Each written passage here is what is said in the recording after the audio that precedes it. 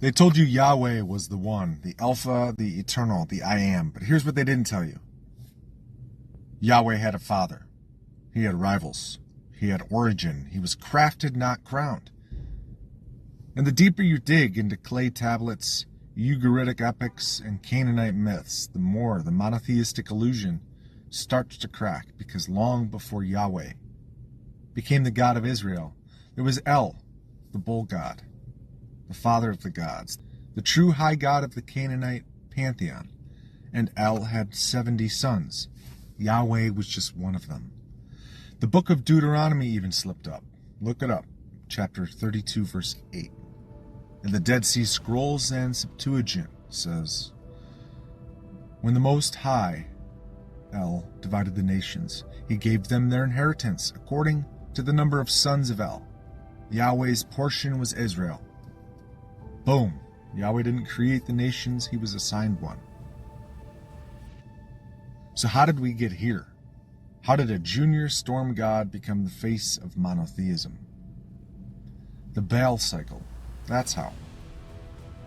Carved into clay 3,200 years ago at Ugarit.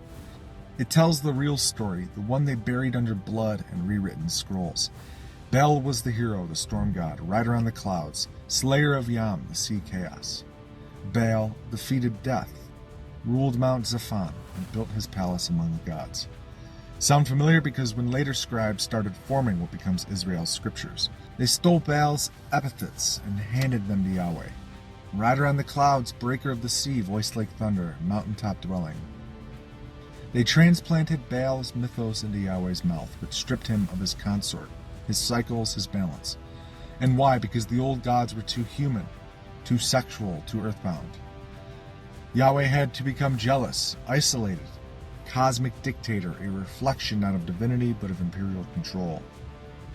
Told to worship the victor but never told who lost or why.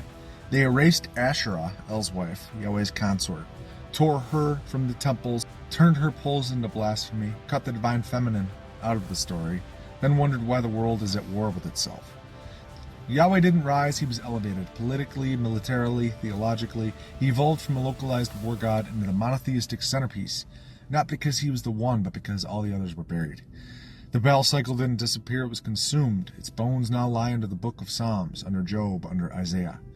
Their verses echoing words once spoken by older gods. This is the truth they don't preach. Your God was born in a pantheon. The one true God is a cobbled mask worn by many before him. But the Spirit, the real divinity, it doesn't need names, it doesn't beg for sacrifice. It doesn't command genocide or burn cities for loyalty. That's not God, that's the echo of kings wearing divinity like armor. So if you want truth, go past the veil, past Yahweh, past Baal, past El, into the silence before language, where spirit was never jealous and divinity was never branded.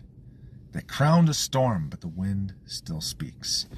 Humanfluence, out.